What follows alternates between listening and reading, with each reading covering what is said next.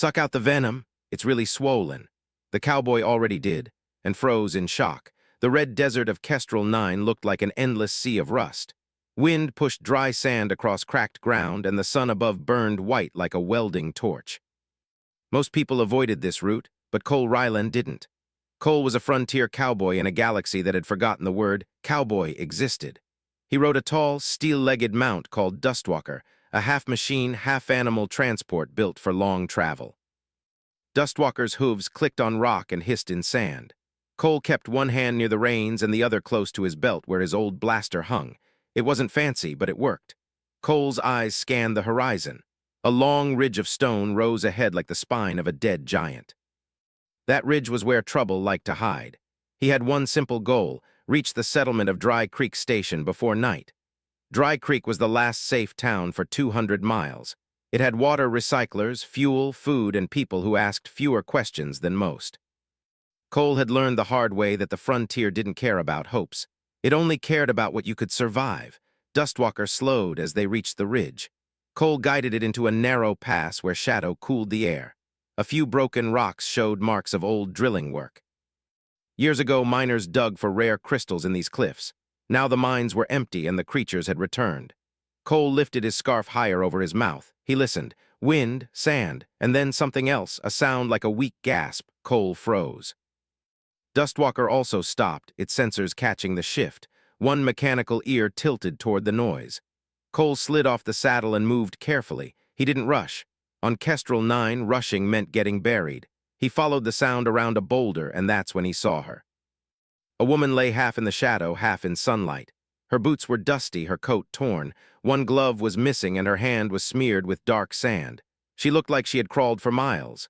Her leg was stretched out awkwardly. The skin from knee to ankle was swollen. Not normal swollen, this was fast and dangerous.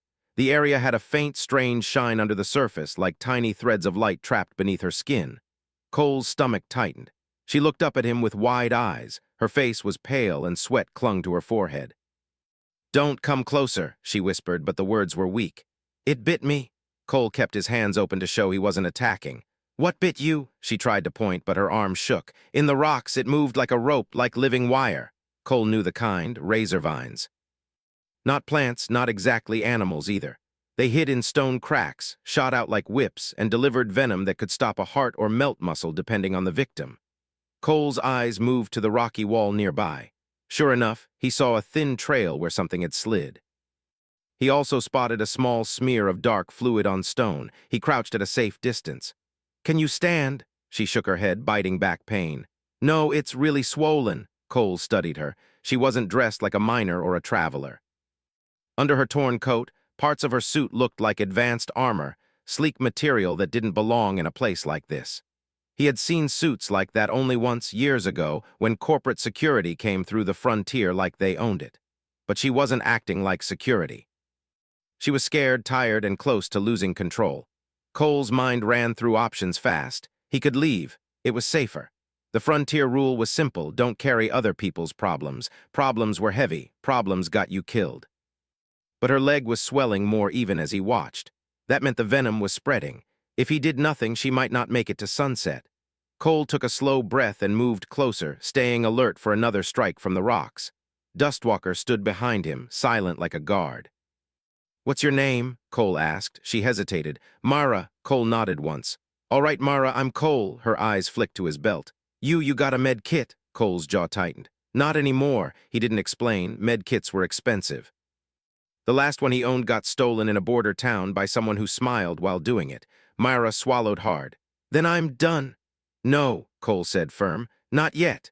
He reached into his saddlebag and pulled out a small canteen, a strip of clean cloth, and a thin utility blade. He also pulled out a tiny scanner, old, scratched, but still working. He pressed it near her leg. The scanner beeped and flashed a warning symbol. Neurotoxin detected. Rapid spread. Cole cursed under his breath. Mara's breathing grew quick. "It's getting worse, isn't it?" "It is," Cole admitted. He looked around. No med station nearby, no town close enough. Even with Dustwalker, they'd lose time loading her up. And if the toxin reached her heart on the way, Cole's hand tightened around the cloth strip. "Listen to me. You need to stay awake." "You hear me?" Mara nodded weakly. "I can try."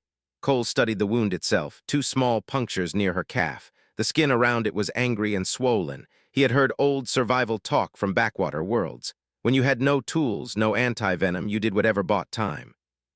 Some of those methods were risky, some were stupid, some worked just enough to save a life. Cole didn't like the idea, but he liked the idea of letting someone die even less. He leaned closer. "I'm going to try to pull some venom out. It might help slow it." Mara's eyes widened. "How?" Cole didn't answer right away. He tied the cloth strip above her knee, tight enough to slow blood flow without cutting it off completely. Then he poured a little water on the wound to clean the surface. He took a breath. "This is going to look strange, but it's not what you think. It's just survival." Mara stared, confused, then nodded once, like she didn't have the strength to argue. Cole lowered his face near the wound and carefully did what he had to do, quick, controlled, and focused only on one thing, getting poison out and buying time. He kept it brief, then spat into the sand away from her. Mara's eyes were wide, but she didn't pull away. She was shaking and fear was mixing with pain. Cole wiped his mouth with his sleeve. "Stay with me," he said. "Talk." Mara's voice was small. "Why would you do that for me?" Cole looked at the canyon walls as if they might answer for him. "Because if I leave you, I'll hear your voice in my head all the way to Dry Creek." Mara tried to laugh, but it came out like a cough. "That's not very cowboy-like." Cole allowed a short, tired smile. "I don't know what's cowboy-like anymore." He checked her leg again. The swelling was still bad, but the skin didn't look like it was climbing as fast. That was something, not a cure, but something. Cole reached for the scanner again. The warning still blinked, but the numbers slowed slightly. Mara's breathing steadied for a moment. "It's helping. Maybe a little," Cole said, "but we're not done." He pulled a small injector from his bag, not medicine, just a basic stimulant used to keep people conscious during long travel. He hesitated. "This will keep you awake. It will also make your heart work harder." "That can be good or bad." Mara swallowed. "Do it." Cole injected it carefully into her arm. Mara gasped, eyes fluttering, then she focused again. "Okay, okay." Cole stood and looked around the canyon. "We need to move. If that razor vine struck once, there could be more." Mara shifted, trying to sit up.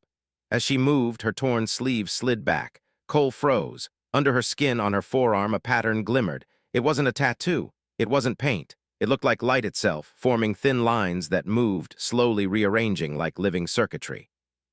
Cole's heart gave a hard beat. Mara saw his reaction. "What?" Cole's voice went low. "Your arm." Mara looked down and went still. The moment she saw the glow, her face changed, shock first, then fear.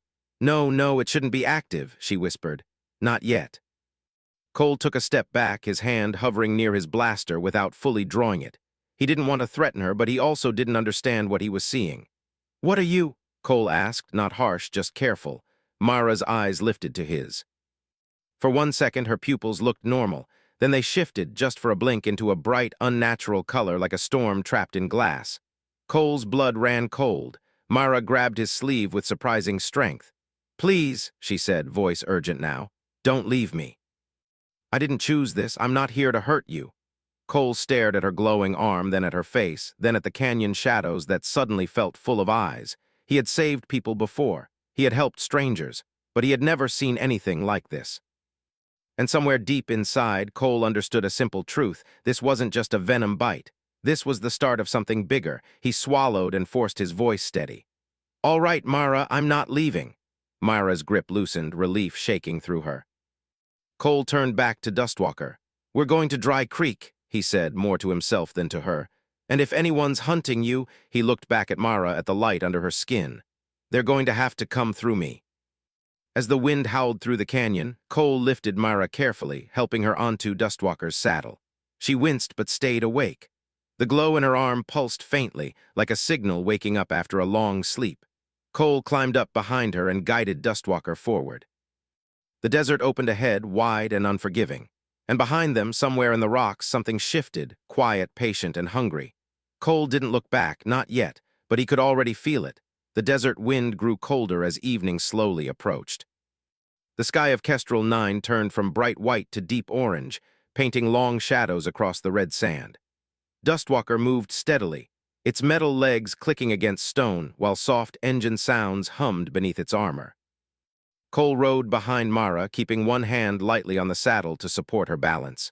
She was awake, but weak. The stimulant he gave her earlier helped keep her conscious, yet he could feel the tension in her body.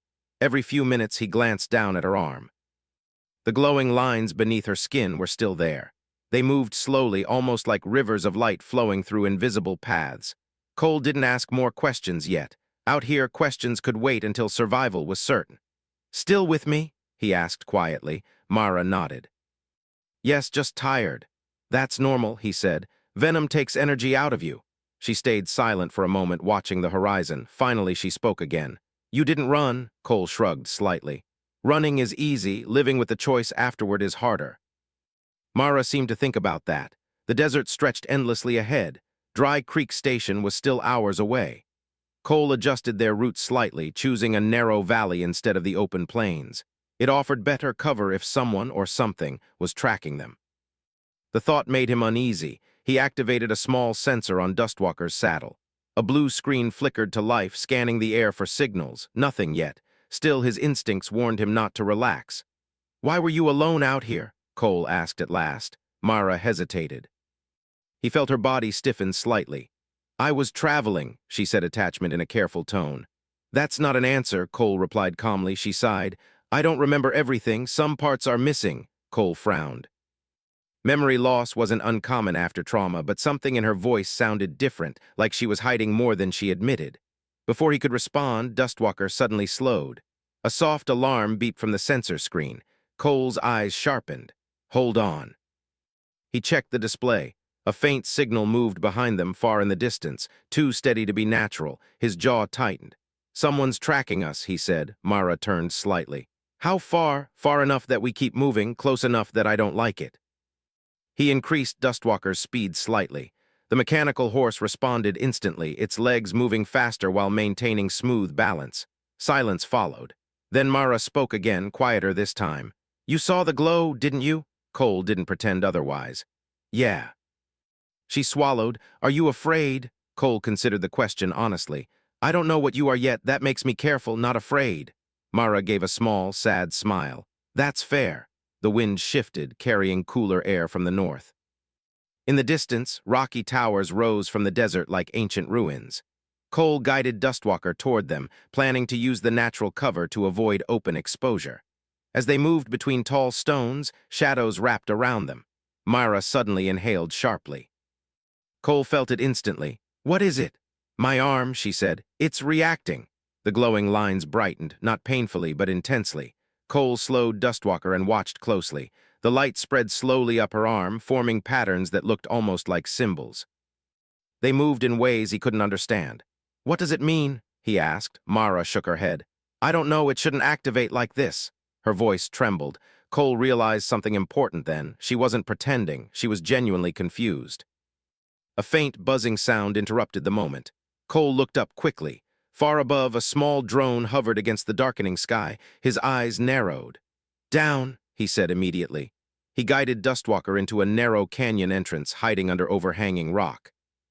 The drone passed overhead slowly, scanning with a pale beam of light. Mara watched silently, fear returning to her eyes.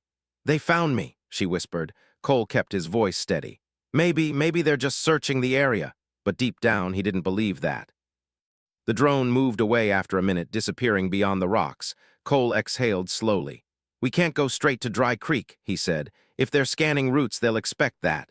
Mara looked at him. "Then where?" "There's an old supply tunnel nearby. Miners used it years ago. It connects to the town from underground." She nodded weakly. Dustwalker began moving again, slower now, following Cole's memory through twisting paths. As darkness grew, stars appeared one by one across the sky. Mara suddenly spoke again. "Why did you leave your old life?" Cole blinked. "What makes you think I had one?" "You move like someone trained," she said, "not just a wanderer." Cole stayed quiet for a long moment. Finally, he answered. "I worked for a galactic enforcement unit," he said, "long time ago." Mara turned slightly surprised. "What happened?" Cole's voice became flat. "They stopped protecting people, started protecting money instead." He didn't say more, he didn't need to. Mara nodded slowly, understanding enough. The canyon opened into a hidden valley where an old mining entrance waited. Rusted metal doors stood half open, hanging crookedly. Cole guided Dustwalker inside. Darkness swallowed them, broken only by the small lights on the saddle. The tunnel air felt cool and still. Mara relaxed slightly, exhaustion showing again. "We're safe for now," Cole said. He helped her down carefully, sitting her against the wall. He checked her leg again. The swelling remained but hadn't worsened. "That's good," he said quietly. Mara watched him work. "You could have left me," she said again. Cole shrugged. "Maybe I needed a reason not to ride alone." She smiled faintly at that. Suddenly, the glowing lines on her arm pulsed brighter. A soft energy ripple spread through the tunnel. Cole stepped back instinctively. Mara gasped. "I didn't do that." "I know," Cole said calmly. The glow faded slightly, but the air felt different now, charged. Cole's instincts screamed a warning. If the drone had tracked energy signals, they might already be coming. He grabbed his blaster and moved toward the tunnel entrance, eyes alert. Outside, the night wind carried distant mechanical sounds. Engines. Cole's expression hardened. He looked back at Mara, who watched him with fear and trust mixed together. "Looks like your hunters didn't give up," he said quietly. Mara's voice trembled. "I'm sorry." Cole shook his head once. "No," he said, "you don't apologize for surviving." He checked his weapon, then glanced toward the dark tunnel behind them.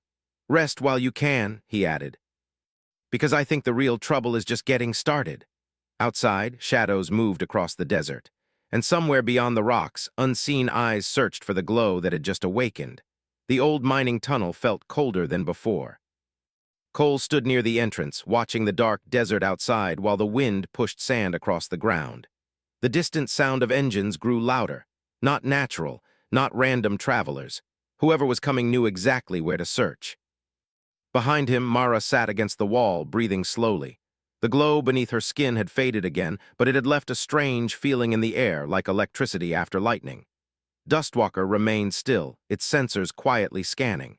Cole checked his blaster. One full charge left, enough if he used it carefully. He turned back toward Mara. "We need to move deeper," he said softly. "This place isn't safe anymore."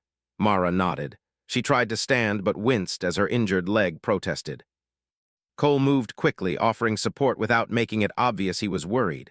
"Lean on me," he said. She hesitated for only a second before accepting. They walked slowly into the tunnel. Old mining rails stretched along the floor, rusted but still intact. Broken lights hung from the ceiling like dead stars. Every step echoed. "Where does this go?" Mara asked quietly. "To Dry Creek," Cole answered. "Or close enough." He remembered passing through these tunnels years ago when he worked escort jobs for traders. Back then the mines were busy, now they were just ghosts.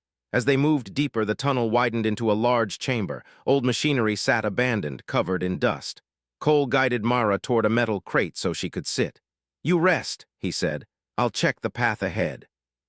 Mara caught his sleeve gently. "Be careful." Cole gave a small nod and walked forward, his boots crunching softly on gravel. His senses stayed sharp. The silence felt heavy, like the tunnel itself was waiting. Suddenly, his wrist device vibrated. He looked down. Motion detected multiple sources. Cole's jaw tightened. They were here. He rushed back to Mara. "We've got company," he said calmly, though his eyes showed urgency. Mara swallowed. "How many?" "More than I like." A faint hum filled the air. Lights flickered briefly as energy pulses moved through the tunnel walls. Then shadows appeared at the entrance behind them. Small hovering drones slid into view, their red scanning beams cutting through the darkness. Cole stepped in front of Mara without thinking. "Stay behind me," he said. The first drone moved closer. Its scanner passed over them. A metallic voice spoke. "Target confirmed. Do not resist." Cole's hand moved faster than thought. He fired. The blast hit the drone, sending sparks flying as it crashed into the wall. More drones followed.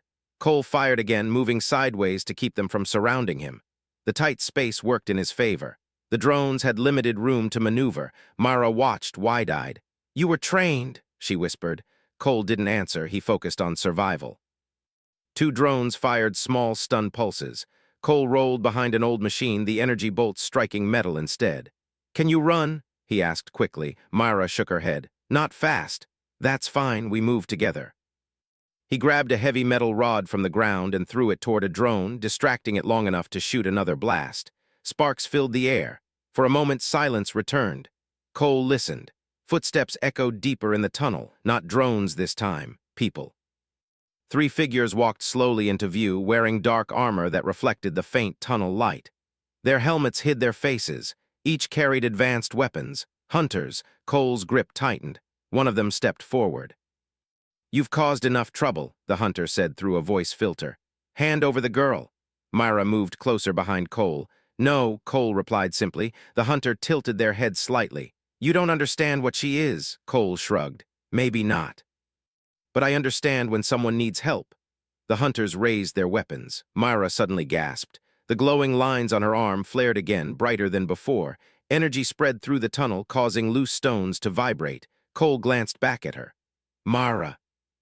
I can't control it," she said, panic rising. One hunter stepped closer. "The activation is accelerating. Capture immediately."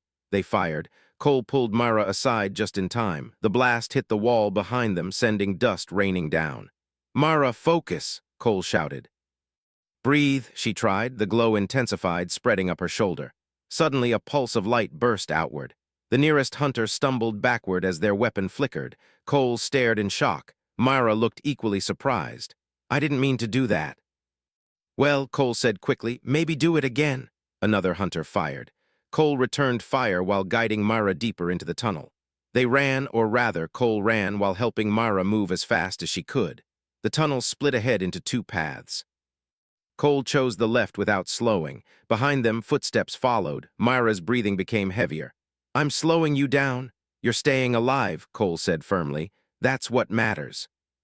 The tunnel opened into another chamber, this one larger, with broken vehicles scattered around. Cole stopped. No more running. He turned to face the entrance. "Myra, stay low." The hunters appeared moments later. Cole fired first, using the vehicles as cover.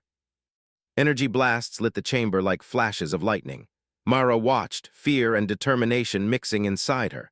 The glow in her arm pulsed again. She focused on it, trying to understand. The energy responded. A small wave of light pushed outward, knocking one hunter off balance. Cole noticed. "You're doing it," he said. "You're controlling it." "Not fully," she replied, voice shaking. "That's okay, we only need enough." Together, they forced the hunters back step by step. Finally, one hunter raised a hand. "Retreat," they ordered. The figures moved back into the shadows, disappearing into the tunnel. Silence returned slowly. Cole lowered his weapon but stayed alert. "They'll be back," he said. Myra nodded, exhausted but stronger than before. "What am I becoming?" she asked quietly. Cole looked at her glowing arm. "I don't know," he admitted, "but whatever it is, it just saved us." He helped her sit again. Outside the chamber, the tunnel continued toward Dry Creek, but now everything felt different. The hunters had seen her power. And that meant the chase had only just begun. Cole looked toward the darkness ahead and took a slow breath. "Let's keep moving," he said, "because I don't think they're done with us yet." The tunnel grew quieter as Cole and Myra moved forward. Their footsteps echoed softly against the metal walls. Dustwalker followed behind, its mechanical legs moving with steady rhythm. The fight had left both of them tired, but stopping was not an option anymore. Cole knew the hunters would return. They always did. He checked his wrist device again. The signal tracker flickered, showing faint movement behind them, not close yet, but closing slowly. "We don't have much time," he said. Myra nodded. She looked stronger now than before, even though her legs still hurt. The glow beneath her skin moved in calm patterns like waves instead of storms. "What happens when we reach Dry Creek?" she asked. Cole thought for a moment. "We find someone who can help you," he said, "and maybe someone who knows why people are chasing you." Myra looked down at her arm. "I wish I knew." They walked for several more minutes until the tunnel opened into a wide underground chamber. Broken mining carts rested along the sides. Above them, a metal ladder led upward toward a hatch, the old entrance that connected to Dry Creek Station. Cole felt relief. "We made it," he said quietly. But the moment he stepped forward, a sharp sound echoed behind them. Boots, heavy, confident footsteps. Cole turned slowly. The hunters had returned. This time there were more of them. 5 armored figures blocked the tunnel behind, their weapons glowing faintly. One stepped forward, clearly the leader. "You cannot escape," the leader said calmly. "The target belongs to us." Cole positioned himself slightly in front of Myra again. "She's not an object," he said. "She chooses where she goes." The hunter tilted their head. "She does not understand her own nature. She is dangerous." Myra stepped beside Cole despite her injury. "I'm not going with you," she said, voice steady. The hunters raised their weapons. Cole knew they couldn't outrun them now. He whispered to Myra, "When I say move, climb that ladder." "What about you?" I'll catch up, she shook her head. We go together, Cole almost smiled. Before he could reply, the hunter leader spoke again. The venom accelerated her activation, they said. You bonded her system when you intervened. Now your life signals are linked. Cole frowned. What does that mean? It means her energy responds to you, the hunter replied. You changed her, Mara looked shocked. I didn't ask for that. No, the hunter said, but it happened. The leader raised their weapon. Cole reacted instantly, firing first. Energy blasts filled the chamber. Dust flew as shots struck metal walls. Cole moved quickly, using old mining carts as cover. Mara, now, he shouted, but she didn't run. Instead, she closed her eyes. The glowing lines on her arm brightened. The air hummed with power. Cole felt it, a strange warmth spreading through him like a shared pulse. Mara lifted her hand. A wave of light expanded outward. The hunters staggered as their weapons flickered. One dropped to a knee. Mara gasped but held her focus. I can feel you, she said quietly to Cole. He didn't understand fully, but he felt connected somehow, like their breathing matched. Use it, he said. You're stronger than you think. The light grew brighter. Another hunter fired, but the blast slowed midair, bending away from them like invisible force pushed it aside. Myra opened her eyes. They shone with calm determination. I don't want to hurt anyone, she said. Just leave us alone. The hunter leader paused, then they lowered their weapons slightly. You are evolving faster than predicted, they said, but this is not over. They signaled to the others. Slowly, the hunters retreated into the tunnel shadows, disappearing without another word. Silence returned. Mara's glow faded gently, and she nearly collapsed. Cole caught her before she fell. You did good, he said softly. I'm tired, she whispered. I know. He helped her to the ladder. Together, they climbed slowly toward the hatch. When Cole pushed it open, cool night air rushed in. Above them, Dry Creek Station glowed with soft lights, small buildings scattered across the desert like islands. They stepped outside. For a moment, neither of them spoke. The stars stretched across the sky like endless roads. Myra looked around, breathing deeply. We made it, Cole nodded. Yeah. They walked slowly into town. People watched them with curiosity but didn't ask questions. Frontier towns learned not to. Finally, they stopped near a quiet water tower. Myra turned toward Cole. Thank you, she said. Cole shrugged lightly. Just doing what anyone should, she smiled faintly. Not everyone would. Silence settled between them again, but this time it felt peaceful. What will you do now? Cole asked. Mara looked at the sky. I think I need to understand what I am, she said, and why they're afraid of me. Cole nodded. She hesitated, then spoke again. You could come with me, she said softly. I don't know where this path leads, but I know I don't want to walk it alone. Cole looked at the desert beyond the town. He had spent years wandering without direction. Helping her had changed something inside him, something he didn't expect. He smiled slightly. Guess I've been looking for a new road anyway, he said. Mara's smile grew warmer. Together, they walked deeper into Dry Creek Station, two strangers whose lives had crossed because of a moment of survival in the desert. Behind them, the wind carried sand across old tracks. Ahead of them, new adventures waited, bigger than either of them imagined. And somewhere far away, unseen eyes watched, knowing this story was only beginning.